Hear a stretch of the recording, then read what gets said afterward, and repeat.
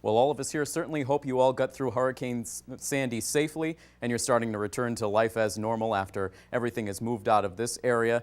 And while, like most people, you've probably been tuned into nonstop weather coverage for the last 36 hours or so, we certainly invite you to take a break from the aftermath of Sandy to join us for the next 60 minutes as we break down a lot of different sports topics. We will lead off, as we have all high school season long, with the Attleboro Bombardiers football team. They finally returned home to Tozier Cassidy Field after a lengthy absence last Friday to take on the 6-1 King Philip Warriors. We will bring you full highlights and analysis of that game and take a look at where the Bombardiers are going to go as their season starts to wind down.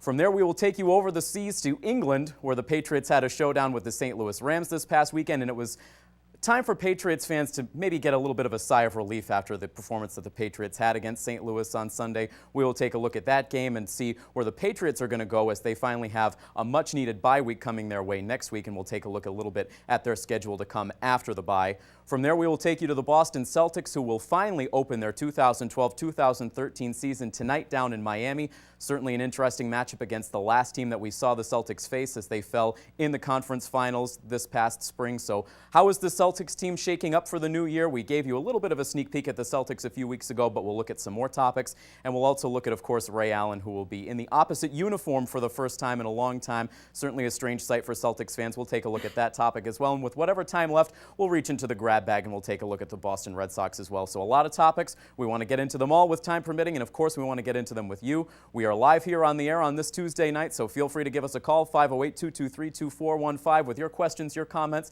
on any of those topics I've mentioned, or anything else you want to bring to the table as well. You're watching New England Sports Live, and it starts right now.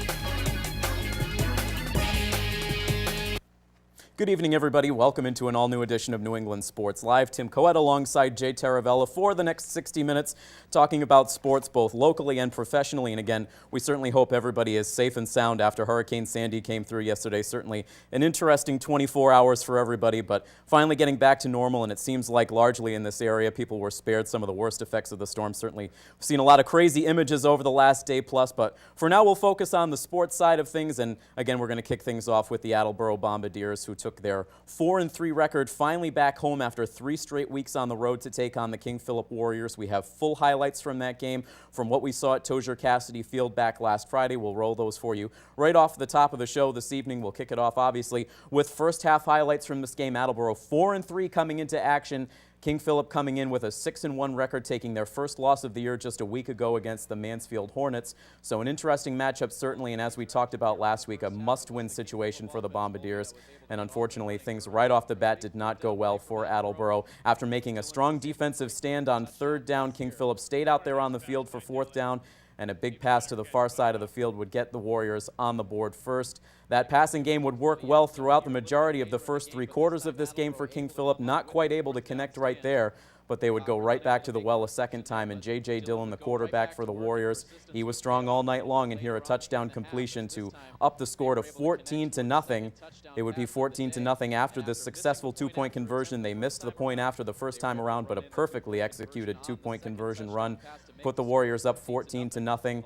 They would get a little bit greedy as the first half would go on here, trying to convert on a fake punt attempt down the far sideline. Attleboro's defense would be able to sniff it out and give the offense an opportunity to start to make their presence felt. Tim Walsh under fire all night long, but this time able to get a tough pass just inbounds to Tom Burns on the near sideline to put Attleboro in business, but then on a 1st and 10 throw from inside the 30-yard line, Walsh would be picked off. A disastrous end to what looked like a pretty promising drive, and that is how the first half would end up. So a 14-0 score, but all things considered, going up against the top scoring team in the Hockomock League, it was something that Attleboro could at least take some solace in as they look to start to find their form in the second half. They would have the ball to start off that second half, but it would be a quick 3-and-out, and then King Philip would go right back to work the passing game, working to perfection in the first half. They'd start to use the ground attack more and more. Joe Johnston here pushing it in from short range to increase the Attleboro lead. Their lone highlight offensively of the night would come here as Tim Walsh was able to connect from near midfield with the tight end Luke Morrison, who would break free of a couple of tackles and then run through the open field into the end zone for the first score of the game for Attleboro. That touchdown would be made possible off of an Attleboro forced fumble.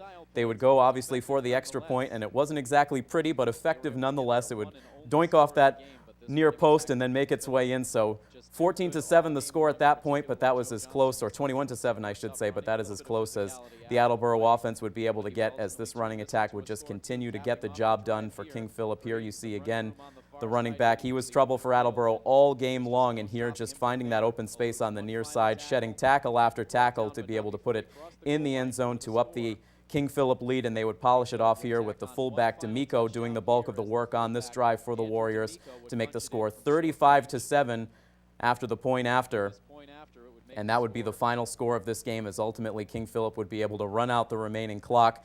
The Attleboro offense without the services of Malik Clark in this game, also obviously without the services of Jared Harris, who they haven't had since week 2, Brandon Arone, who they haven't had since week 3. So that stable of running backs just pretty bare for the Bombardiers, and unfortunately having to go to the air consistently in this game, Jay, it just wasn't a successful formula, particularly going against a team like King Philip, who outside of the one speed bump that they faced against Mansfield, they came into this game as not only the top scoring team in the Hockomock League, but they were also the top defense statistically in the Hockomock League. So it ultimately was just a perfect storm for a bad result for Attleboro. Yeah, and I think some of the keys that you got to look at, the turnovers at critical situations, especially just, you know, like when you were pointing out during the highlights, they just picked up a first down. It was 1st and 10. No need to force the ball down the field and give King Philip an opportunity to really strike back and get another score and to expound upon that lead and balloon that lead even more than it already was, given some of the struggles. And you know, the defense obviously has been outstanding for King Philip all year. I think they're only giving up a little bit more than 12 points a game.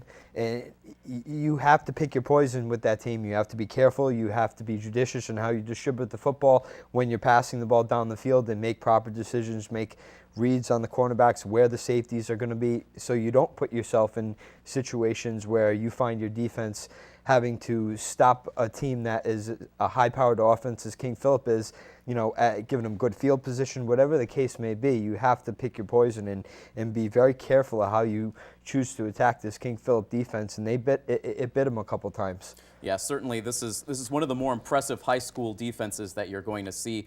Before the game against Mansfield, this defense was only giving up an average of 6 points a game.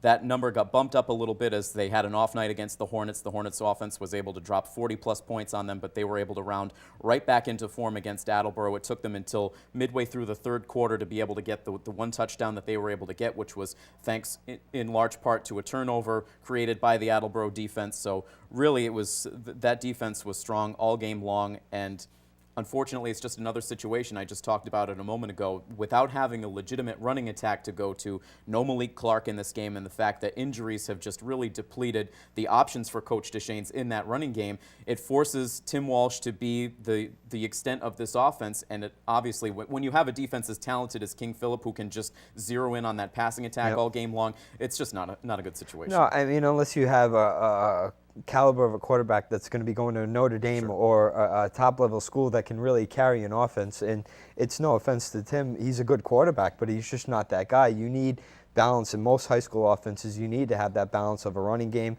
and a passing game to be able to keep the defense off balance, keep the defense second-guessing themselves at times when you're able to expose them, whether it be the running game or the passing game. They weren't able to do either, obviously, without Malik Clark, without the running backs like Arone, and without Harris. You're looking at a very limited number of players that are going to be able to contribute, and you're asking them to really step up and perform against one of the best defenses that you're going to see this season in that conference. And it's just a tough task for those players to be able to do with consistent enough success where the defense is going to start to second guess themselves, and where Attleboro maybe find themselves in a situation where they have a little bit of offensive momentum. It just didn't turn out that way in this game.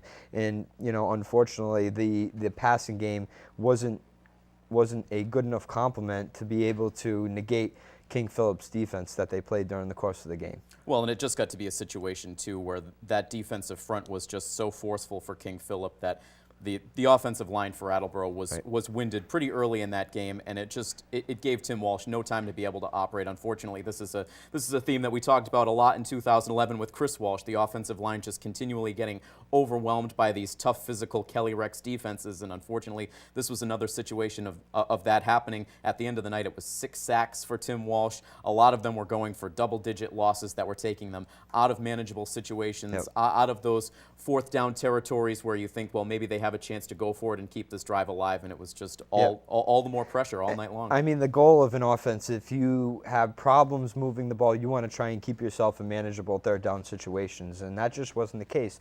Look, when you're going up against a defense like King Philip, and King Philip knows that Malik Clark isn't playing, knows he's out of the game, knows that he is really the focal point of their offense. Sure.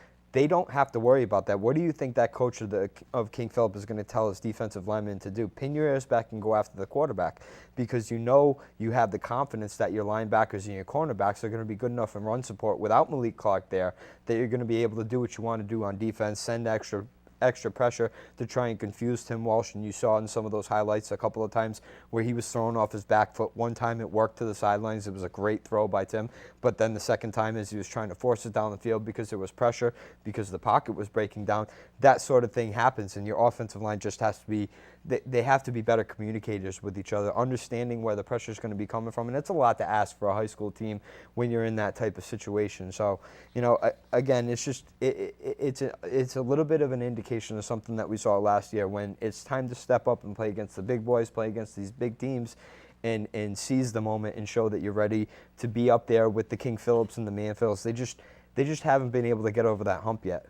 No, it's unfortunate, and we heard Tom Nappy, who joined us on the program last week, talking about the skill set of Tim Walsh. This is a quarterback that I'm sure that we're going to continue to see exponential growth with his skill, with his experience as he goes on.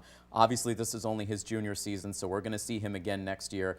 And if nothing else, gaining this experience now against these tough teams like Mansfield, like Franklin, like King Philip, and what they'll experience at the end of the season against a North Attleboro team, you have to hope that that's going to be valuable experience for him that he's going to be able to draw on next year. Absolutely. When you go, you have to go through these certain situations of adversity, or else you're going to think that nothing is ever going to scathe you, and that you're going to run into a bus all of a sudden, and then the next thing you know, you have 2 or 3 losses in a row. With a kid like Tim, he seems like a very intelligent kid, knows what his strengths are, and you know, now that he's going through these situations of negativity where he's not winning, where he's not executing, those experiences you're able to build upon and realize what some of your mistakes were against some of the better teams like Mansfield and King Philip, and try not to make those similar mistakes the next time you face that opponent.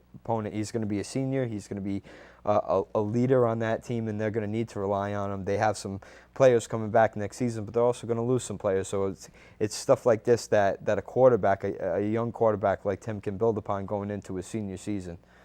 And it was, focusing now on the 2012 season, it was certainly an extra tough pill to swallow for the Bombardiers and for all of the supporters of this team when they flipped open the newspaper on Saturday and looked at some of the results from around the Kelly Rex division, because in a lot of ways this division got turned on its head a little bit this Friday, and it really left a golden opportunity for Attleboro to inject themselves back in this playoff race. You had Franklin, who looked like they were on the verge of really starting to run away with the Kelly Rex. They end up getting a major upset loss at the hands of the Taunton Tigers, winning their first division game since joining the Kelly Rex division. And also you had North Attleboro upsetting Mansfield. So the possibility certainly existed by the end of the night for Attleboro to be able to get back in this race. Unfortunately, not being able to get the job done there, it allowed King Philip to advance to 7-1, improve their record to 2-1 in the division. So now it looks like it's really going to be an interesting dogfight going forward. It's unfortunate that Attleboro can't be a part of it, but we saw the same thing last year. We saw North Attleboro come on strong at the end of the season to make their presence felt,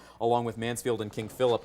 Now Franklin is a team that's in that mix as well, so it really looks like it could be a rather interesting 3 or 4 team race in the division going forward. You know, that win for North Attleboro was huge, because it put them right back where Attleboro kind of wanted to be. Getting that getting that second division win is huge for them. They're right back in there with King Philip, Franklin, Mansfield. It really is a 4-team race, but I look at King Philip still. they're the team to unseat. And I think having a quarterback like Zuko for Franklin is something that can kind of offset that. You have a guy that can carry a team offensively, and you saw what he was able to do offensively against the Bombardiers a couple weeks ago. And he may be the reason why Franklin's able to win this division and get into the playoffs. But it's King Phillips to lose right now. But having a quarterback like Zuko at Franklin could be a key reason why they may be able to overseat King Philip and win the division outright. It's going to be some interesting games to look at down the stretch. You look at those teams' schedules going forward. After a meeting against Sharon coming up this Friday for Franklin, they play Mansfield and King Philip to round out their schedule. King Philip has a date with North Attleboro before they finish their season on Thanksgiving Day against Franklin. And obviously Attleboro, depending on where North Attleboro is down the stretch, is going to have an opportunity to play spoiler against their rivals, the Red Rocketeers, which they were unable to do last season on Thanksgiving. We'll see if they have the opportunity to do that going forward. But one last topic that I think we'll have to start to look at going forward over these last few weeks for this team is sort of the big picture issues. And unfortunately, they're at a point in their season where it seems like unless something drastically unexpected happens, it's going to be another year where they're rounding out the schedule without really legitimate playoff hopes. So what are some things that are important for this team to keep in mind going forward to finish the schedule the right way? Realize that the way you started is the way that you can play against these big teams. It's just a matter of executing and having the confidence in yourself once you play these teams. That don't lose that confidence because you're going up against a Mansfield or a King Philip or North Attleboro, which you have trouble beating all of those teams. Don't lose that confidence that you had in those first 4 games where you absolutely dominated at times some of the teams that you're going up against. You have to be more balanced. You have to find a way to be able to execute in the passing game with a little bit more consistency so that running game, when it is out there, can become even more dangerous and can really keep defenses at their heels. If you have a passing attack that is somewhat consistent, that can work the ball down the field, you don't have to always hit the big play, but the Patriots game plan where you dink and dunk, you give the 1st and 10 into Wes Welker for picks up 7 yards, and Welker picks up. It's things like that they should be able to do to keep defenses off balance. So when they use the running game, it's not something that the defense is particularly going to be ready for because you have that passing game to rely on. Get some of the younger players that are going to be seeing a lot more time, some experience, because those are the guys that you're going to lean on next year. You really need a miracle for you to be back in the division race and to have a chance for a playoff spot. It's tough sledding. It still can be done, but you also have to look towards next season and some of the players that you have going into next season and getting some experience for them while you have the opportunity to do so they're ready. You're going to be playing some big games at the end of the season to play spoiler, and next season having that experience going up against those big games could have a big advantage for some of the kids that are going to be seeing some limited time in the last parts of the season. Yeah, there's still some meaningful things left to be played. Obviously, for the seniors on this team, you want to be able to finish the season strong, be able to have those last moments on the team with some pride. And you do have the opportunity to play spoiler in a couple of situations down the stretch here. So those are things that the teams can keep in mind. And you just want to see the team be able to close out this schedule, staying focused, staying positive, playing the game the right way, and hopefully we'll see that. They are only on the road one more time for the rest of this season. They'll play on the road in Stoughton coming up this Friday. That is a 6 o'clock start time from what we're being told at this point. So if you are traveling out to the game, that is something interesting to keep in mind. But AACS will be on hand for the coverage, and we'll have that game up on the station as soon as it is good to go. So one final road game for the Bombardiers, and then they close it out with 2 straight at home against Taunton, and then on Thanksgiving Day against North Attleboro. It's always going to be a good game, and especially the fact that it's home, it gives the fans one last chance to see this team at home in action. So some things to look forward to with this team, no doubt about it, for the rest of the way. And again, one final home game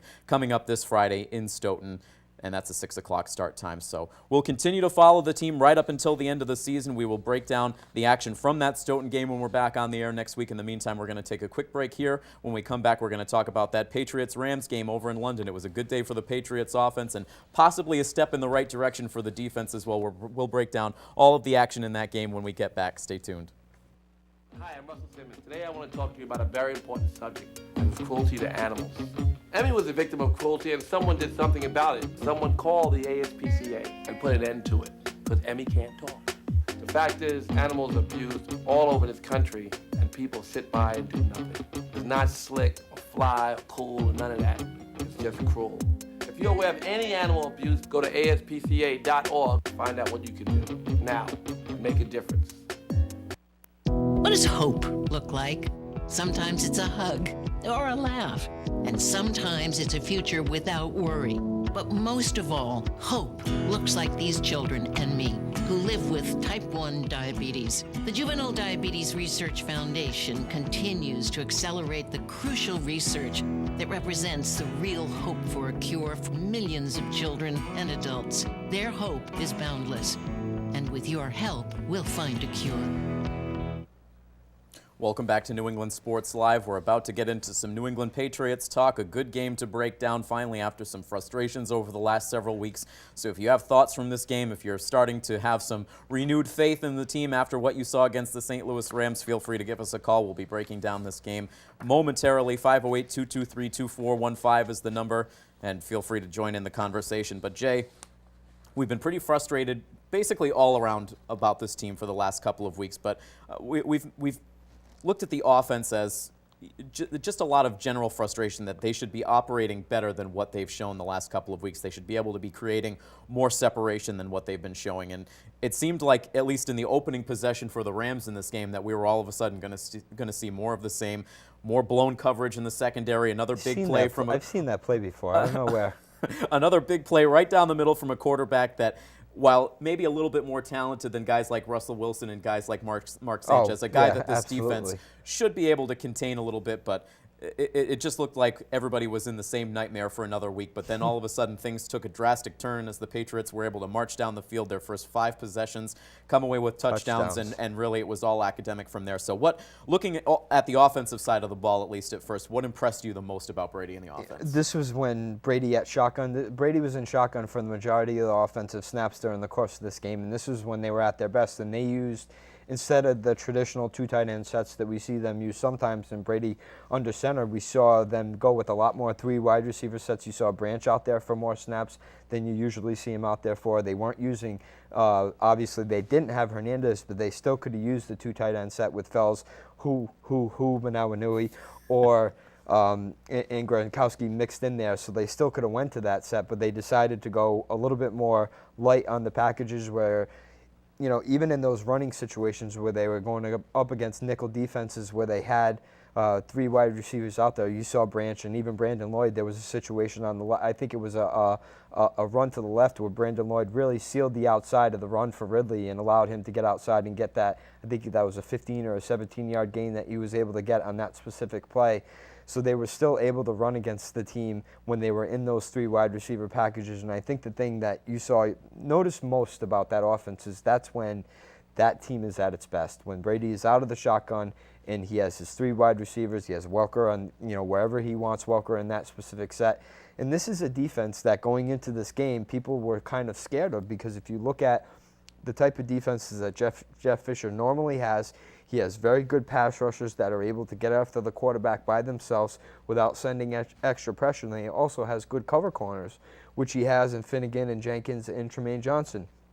And they really just made Jenkins at certain times. Those 2 touchdown passes to Brandon Lloyd, Janoris Jenkins, the rookie, was on Lloyd, both of those situations, and he got burnt on double moves. On one of them, he bit on an inside route where Brandon Lloyd went to the corner on that touchdown pass from Brady. So they picked on the rookie a little bit, and I think he got exposed a little bit. He's still a good player, but I didn't expect this type of offensive output against the type of defense that St. Louis had. And, you can stock it a little bit up to Brian Schottenheimer on the offensive side. When something works, he immediately throws the key and locks it and throws away the key. Amazing, absolutely mind-numbingly stupid. It must be in their DNA to have stupid gene, where you just do not go back to the play that worked. Within the first 5 plays of the game, it was the exact same play that Tavon Wilson bit on the same move by Sidney Rice up the middle of the field, and that the game-winning touchdown pass by Russell Wilson when they were in Seattle, and it works to perfection the way you wanted it to work, and you don't go back to it the entire rest of the game. It was amazing. It's amazing. It seemed like they had the beginning of that game scripted out so well, but then as soon as they started to have to get a feel for what was going on within the game, they just completely went off the rails, and certainly with the Patriots just really putting on that offensive pressure early and often in that game, it obviously really caught the Rams unawares, and they weren't really able to recoup from there. But I was just... You know what else, really quick, Sure. what was nice about it? All of those touchdowns that they scored were on punts.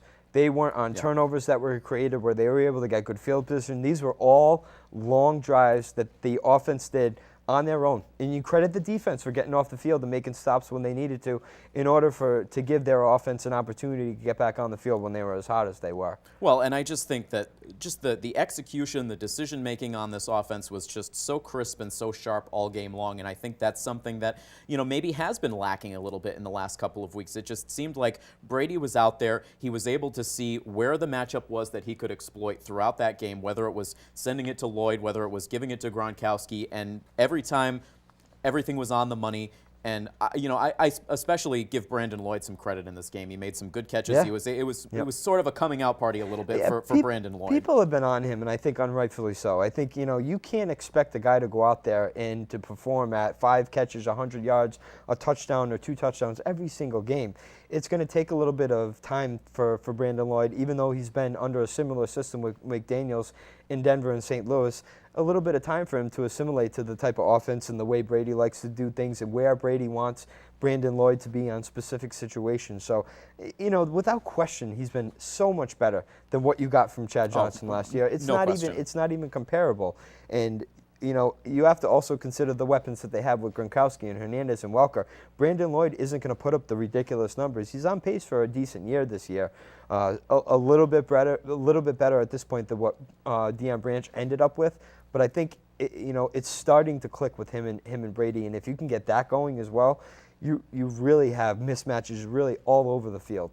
Well, and I also think when you look at Rob Gronkowski in this game, maybe the hip injury was bothering him in previous weeks a little bit more. Fantastic. But I mean, he was certainly feeling good, and I'm not one for crazy. touchdown dances. I wasn't crazy about the second one. The second one needed some work, but the first one was all you really needed. Yeah, I mean, creative, and the explanation of after the fact, the post-game interview was somewhat that an 8-year-old child made. Yeah, it was the nutcracker guy that guards the house. Guards the house. That's hey, it's all you need to know. It's all you need to know. It is all you need to know. But I mean, you got to love Gronk, and you certainly have to love him when he's feeling good. And it seemed like he certainly had some good movement out there. 2 touchdowns in the game, just a tremendous performance. Yep. And I mean, that's credit the offensive line too, because you're going up against 2 guys in Robert Quinn and Chris Long on the edge and Brockers up the middle that really can create havoc on an offensive line. And this is, again, a game without Logan Mankins. And,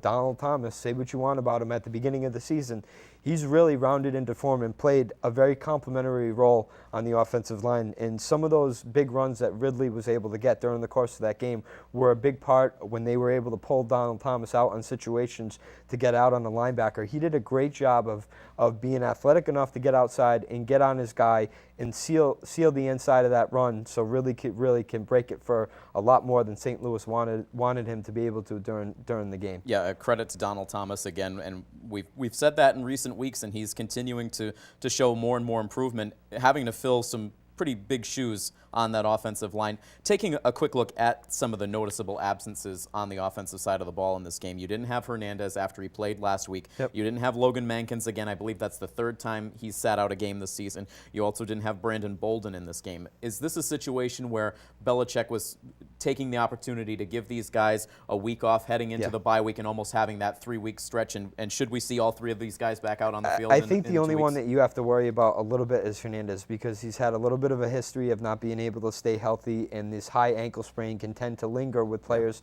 for the entirety of the season. You can feel like, it's almost, you hear players time and time again say it's almost better that you break the ankle, because you know that you have a certain timetable when you're going to get back, and when you get out there, you're going to be 100%, whereas with the sprain, it can linger. If somebody rolls up in your ankle the wrong way, it can really bother you the rest of the way. That's one that you have to kind of keep an eye on and watch out. I think with the other 2, I think it was just a matter of getting rest and knowing that he had a guy like Thomas that has been playing well and that was going to be able to step in and do a serviceable job for Logan Mankins when he was out of the lineup. And the same thing goes for Bolden.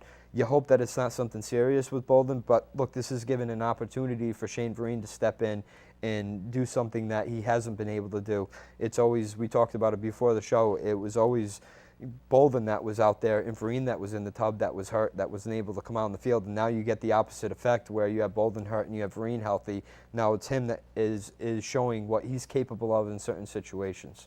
So it'll be interesting to see a little bit more of him going forward. Defensively, in terms of injuries, you were without Chung, you were without Gregory for another week, and again, looking at that first drive of the game, we thought it was going to be a pretty rough day once again for the secondary, but ultimately they give up that opening drive touchdown, and that was all she wrote for the Rams offense the rest of the way.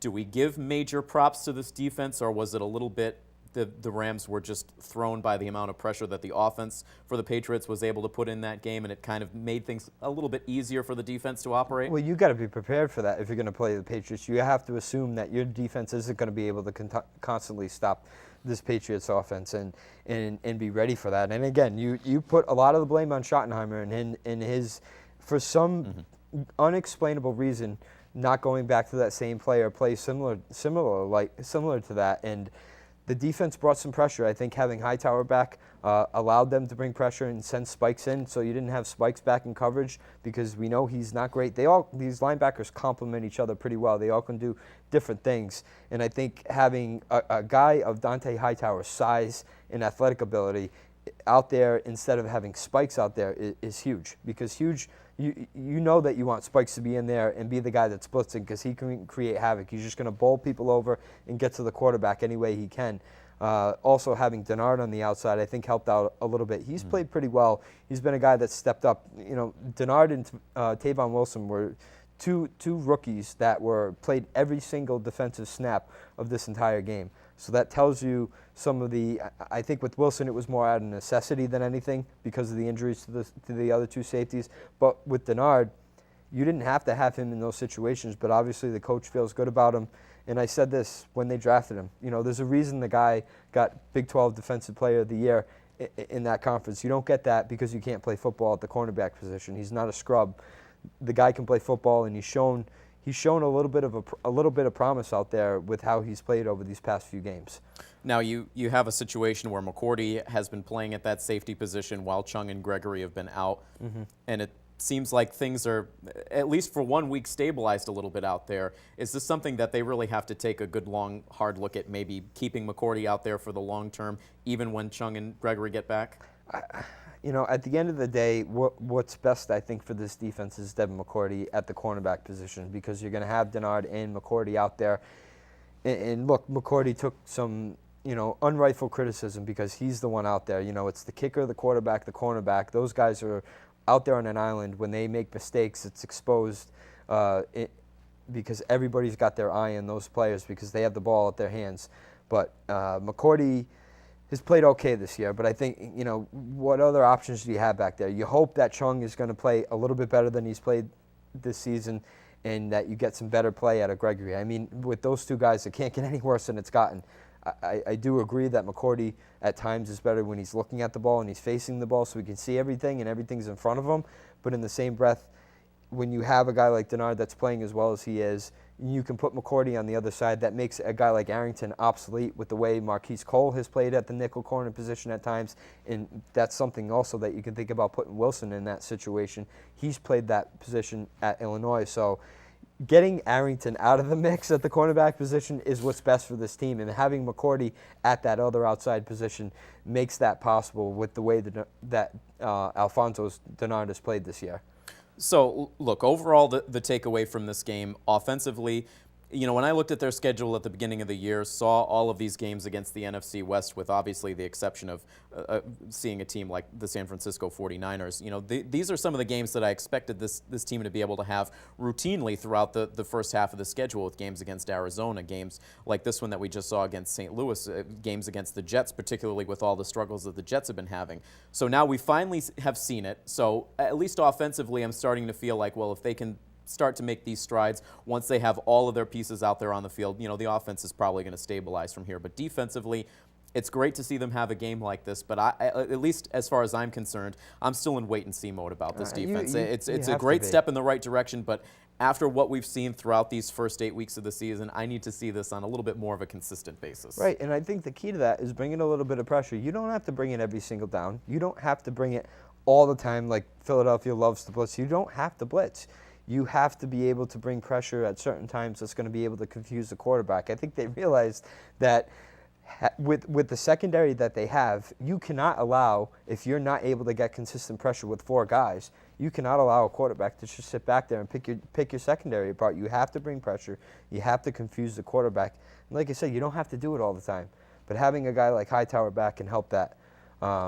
You know, well, and that word confusion, I think, is key. You know, you don't necessarily have to blitz on every single play, but you need to be able to mix things up enough to keep people off balance. It doesn't have to be so vanilla all the time with the defense. And I think you saw benefits of that. Look, they played their best football defensively this year. Yes, it was against the Rams, but at the end of the day, it was a good day for the defense. They stepped up after they made that mistake in the first series against St. Louis, and they played much, much better. They shut the team out, and they allowed their offense to balloon that lead to a point where St. Louis had absolutely no chance of winning the game because you knew that they were going to have to pass, and they took advantage of that.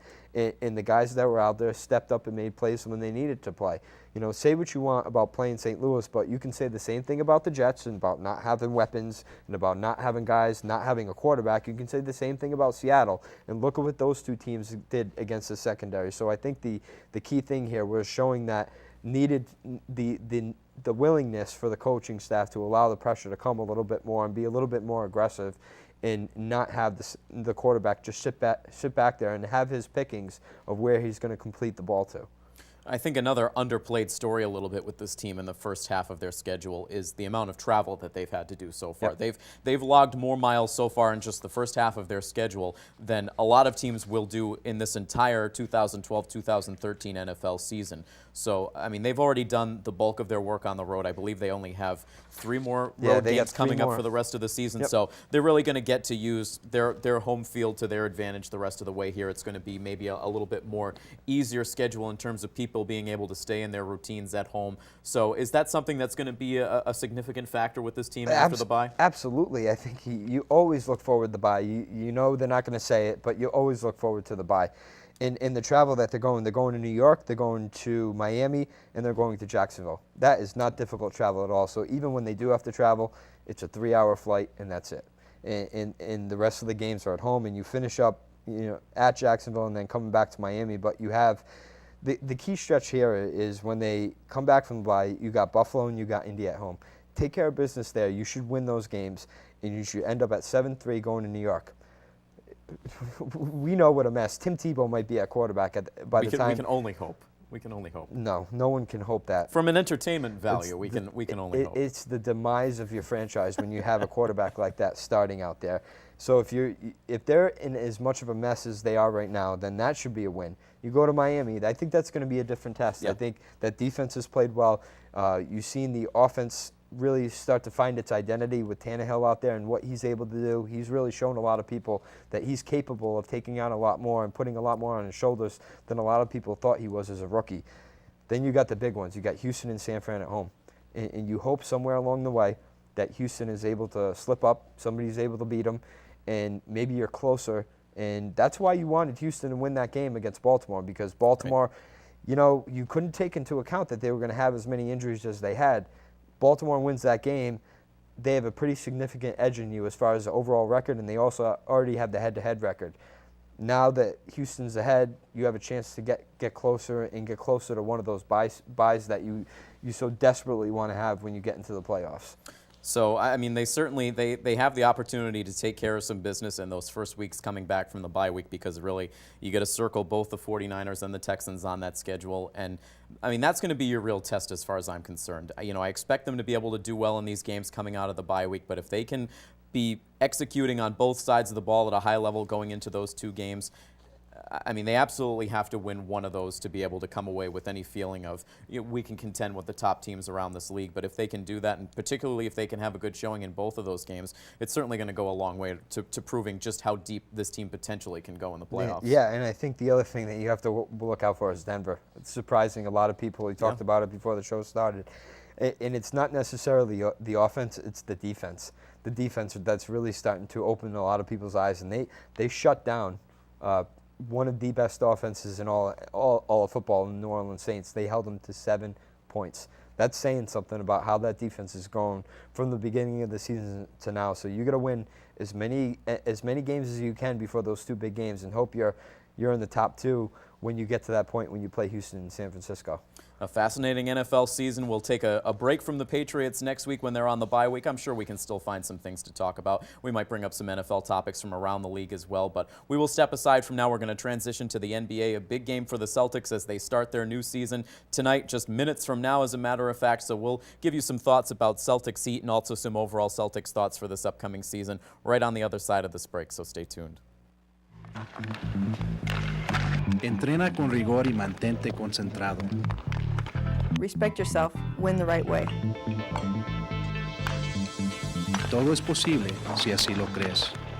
Don't cheat, it's not worth it. Si no compites honestamente, You cheat your family, tus amigos, your sport. tú mismo. Compite honestamente. Because real athletes play fair. Hi, I'm Albert Pujols and I play baseball. Today I'm going to bat for kids who need dental care. Every child should be able to eat, sleep, and learn. But that's pretty hard to do when you have a toothache. Tooth decay is one of the leading reasons why kids miss school. The American Dental Association Give Kids a Smile program wants to help. Kids cannot be healthy without good dental health. Visit our website and give kids a big smile. Please visit our website at givekidsasmile.ada.org. Welcome back to New England Sports Live. Still just under 20 minutes for you to get in on the sports action. If you want to give us a call, 508-223-2415. You can also hit us up on Facebook at facebook.com/New England Sports Live. And if you want to send us an email to read on the show coming up next week, that's nesportslive@yahoo.com. So a lot of ways that you can get in touch with the show, but of course, the best way is to just call us. We're here live on the air every Tuesday night, and we welcome your phone calls if you want to get in on the sports discussion. So turning to basketball, a topic that we haven't had on the show very much since the spring when the Celtics were last out there on the court, but when we last saw this team in action, it was in Game 7 of the Eastern Conference Finals against the very team that they will face tonight. Just a few minutes from now, the Miami Heat. They, of course, get to be there as the Heat raise their championship banner, as LeBron gets his long-awaited ring. I'm sure that KG and Rondo will have front row seats to be able to check out that action based on how they reacted after losing Game 7. But nonetheless, there's a lot of interesting topics, obviously, that we could get in with this team. But the one that's going to be the biggest focus, at least for these first several times this team goes up against each other, maybe even more so when they play at the Garden for the first time, is Ray Allen as a member of the Miami Heat. And this is something that, when it first happened, I think that you had a faction of Celtics fans that were upset at Ray for leaving for the Heat, for leaving for one of the Celtics' big rival teams. But I think the overall feeling was that fans were going to appreciate Ray for what he did as a Celtic while he was here, being a big part of that 17th banner. But now, as we've gotten closer to this season, it seems like Ray needed to air a little bit of his dirty laundry. And we've heard a lot of bitterness from Ray Allen. We've heard a lot of. It's been wow. We've heard everything from, I decided to go to the Miami Heat because it was the better deal for my family, it was the better contract for my family, even though the Celtics offered him significantly more money, maybe just a little bit less in the years, but more in terms of just the dollars and cents if you want to go down that road. But you've heard everything from the reason that I had a falling out with Rajon Rondo was because they were going to trade us both, and I called him up and I told him that he needed to get his act together, and he didn't like that too much. So it's been a lot of interesting talk out there, and he's gone on a lot of different media outlets. He's gone to a lot of different newspapers, and it just seems to me that this has sort of been that moment where Ray's kind of burned the bridge a little bit with Celtics fans, and I feel like he's in for a pretty rude awakening once he finally makes his return to the Garden. What a baby. What a little girl. I mean, what a child. There was somebody that is a sideline reporter that told me last year, before the season even started, that he is one of the most divisive figures in that locker room. And I think as you peel the layers back of all the stories, and you peel the onion back more, you're starting to see what a petulant child Ray Allen is. I think he puts on a different face for the media when he's in town. And you look at his history. He was with Milwaukee for 5 years, then he left. He was with Seattle for 5 years, then he left, and he was with Boston for 5 years, and then he left. It seems like he always has. There's a shelf life that seems to happen when Ray Allen joins a team, and you know, the guy starred in a movie called Jesus Shuttleworth. That was his name in the movie. You know, Jesus. You know, he seems to walk on water, at least according to himself. And, you know, I was one of those people that said, hey, look, you know, appreciate him for what he did. He came here. He helped the Celtics win a championship. He was a great Celtic. He's a great teammate. He's a great guy. He's a consummate professional. Let's pump the brakes a little bit, people, because now you're kind of seeing the Ray Allen that a lot of people didn't really know about, and he's exposing himself for whatever reason. I don't know. You know, if you're such a smart person and you're such an intelligent individual, wouldn't you think that the best thing to do in this situation, you're on a team that most Celtics fans loathe and they hate, like Red Sox fans hate the pinstripes, you're going to come out and say, well, you know, he also says in one of his quotes that Danny understood me, but he couldn't say anything because of Doc. You know, he says, well, 2 years ago at free agency, they were the first team to call me, you know, but this season, I guess they wanted to talk to Kevin first. You know, really, Ray, in the Sports Hub had a great interview with Doc Rivers the other day when Doc said, you know, Doc was asked a question by Tony Maserati.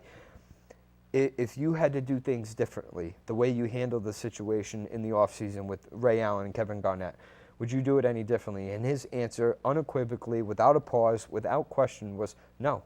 100 times over, I would do it the same way. And I don't understand why Ray feels that I would act any differently. And he was asked the same about the Avery Bradley situation.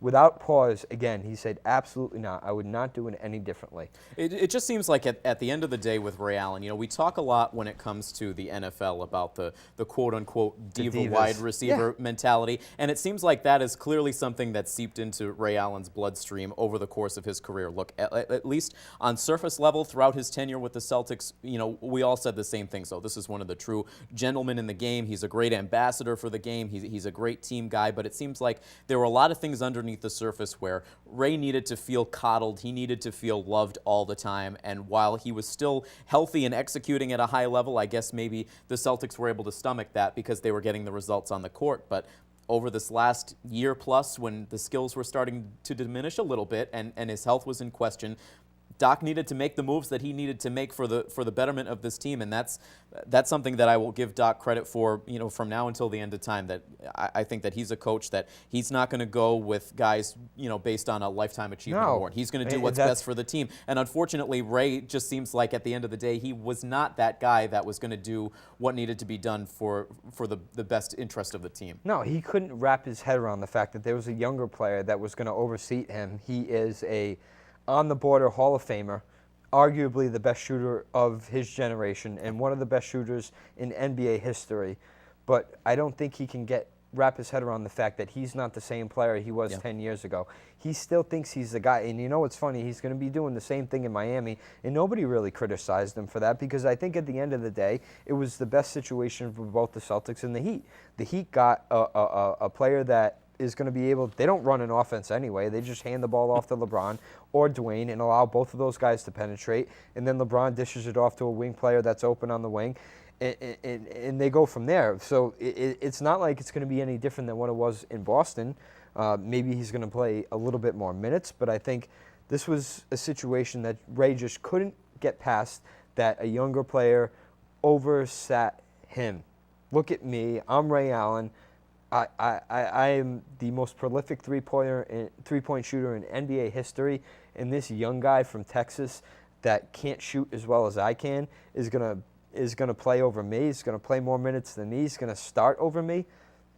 I mean, get over yourself, dude. Really, I mean, grow up. I think that's the part of athletes I think that people despise. It's like when you can't wrap your head around the fact that some athletes can't seem to get the fact that they're not the same player they were 10 years ago or 5 years ago. They're just not the same guy, and they can't adjust to it. They can't accept that lesser role. Some players just can't get past it, and you never thought it was going to be Ray Allen because he, like you said, he did everything that you wanted a Celtic to do. You wanted an NBA professional to do.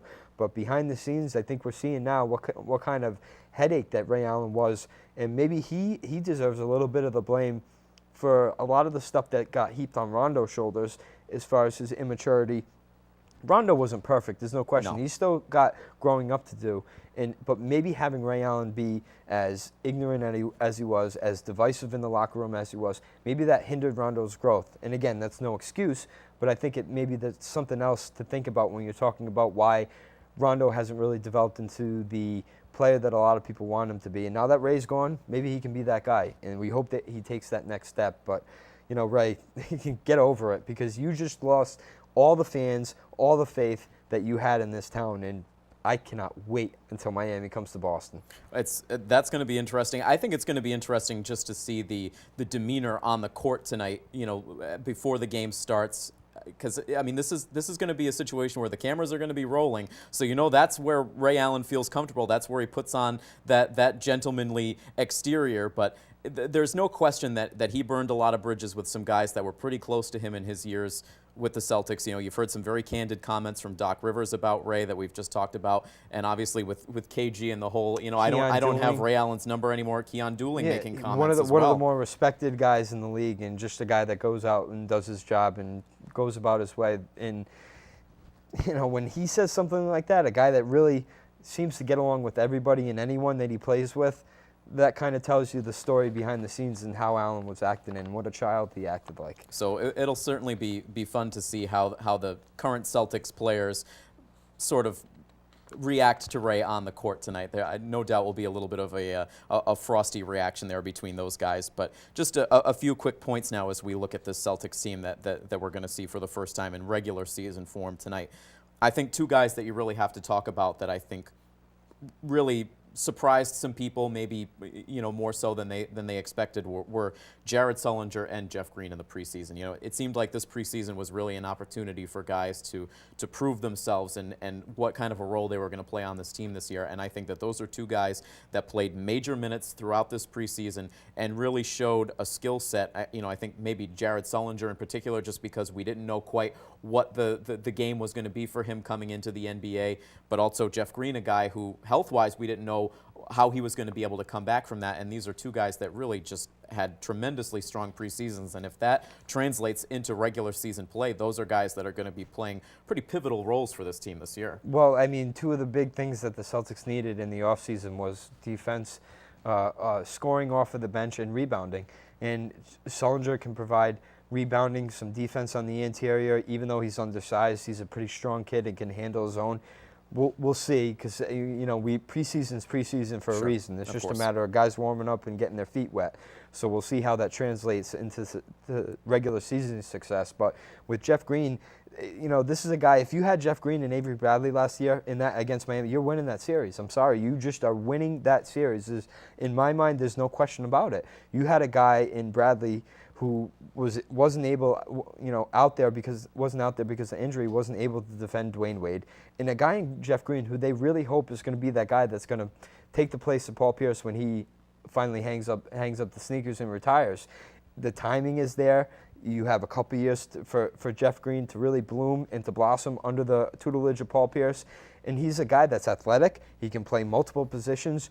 There's still some question marks about his ability on the defensive side of the ball, but the scoring that he's going to be able to provide off of the bench and the rebounding that Sullinger is going to be able to provide both on the offensive side of the ball and not being able to allow teams to get second chance opportunities, which was a major issue for the Celtics even in the postseason, is huge for those two players. Yeah, I mean, I really think that, you know, just quick and easy, the bench was we talked about it a lot at the end of the playoffs this past spring. The bench was the reason the Celtics couldn't get all the way to the finals, couldn't get past that Heat team. They just couldn't have guys. Yep. They didn't have guys there that Doc could count on, and it just put all the pressure on the starters, and you had Paul Pierce, who was banged up on top of it all. Now you've got so many options with this team, and that's even, you're not going to have Avery Bradley to start this season, but you're going to have... And I think that's a good thing.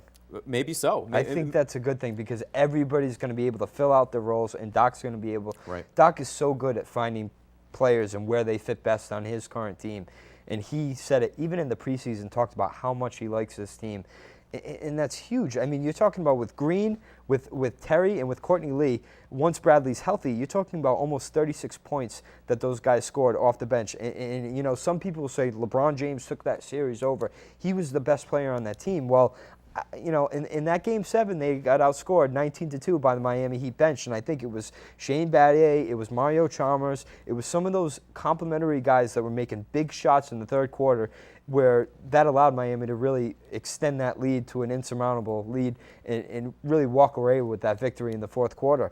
It's huge to have a good bench, and how many times at the beginning of the season you hear Doc talk about managing minutes for Paul and Kevin? He's going to be able to do that a lot more than he was able to do in that series against Miami, and you just hope they go back. You know, those teams are on a collision course once again with Derrick Rose's injury to meet back in the conference finals. Yeah, I mean, it's going to be interesting, and I think you heard a lot of people at the end of that Eastern Conference Finals that said, even if you just had Avery Bradley out there healthy playing defense, that could have been enough to put the Celtics over the hump. Now you've got a lot of other quality options coming off that bench as well. And again, you know, you bring up a good point when it comes to Pierce and Garnett. I think that, you know, one of the biggest things for this team this year is managing their minutes. You've heard Doc say in the preseason that they're really going to try to get Paul Pierce on a similar schedule as we've seen them use with Kevin Garnett over the last couple of years. So if those guys can get their rest, and particularly if these guys coming off the bench can show that they can really take over a game, you can maybe even have situations where when you're going up against some of the lesser competition in the conference that, you know, you can almost give KG and Pierce the night off. And that's going to be huge, and that's something that he did not have at his disposal at all with the injuries to Chris Wilcox, another guy that's going to be coming back. I think it's going to take a little bit of time for him to round into form because he hasn't played basketball in a year, but there's so many more options that Doc Rivers has at his disposal than he had last year. It's going to be a lot easier, barring injuries. You hope everyone stays healthy.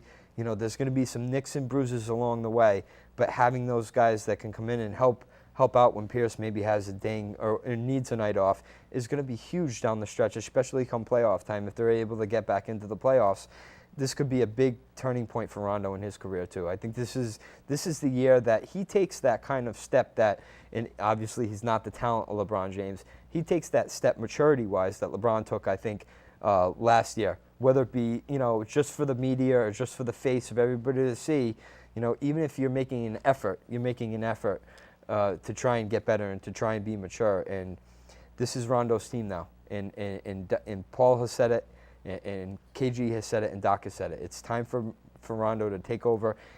And it could be an exciting season with this current crop of players. I think they're far better suited to deal with the postseason and deal with the longevity of the regular season than they were last year.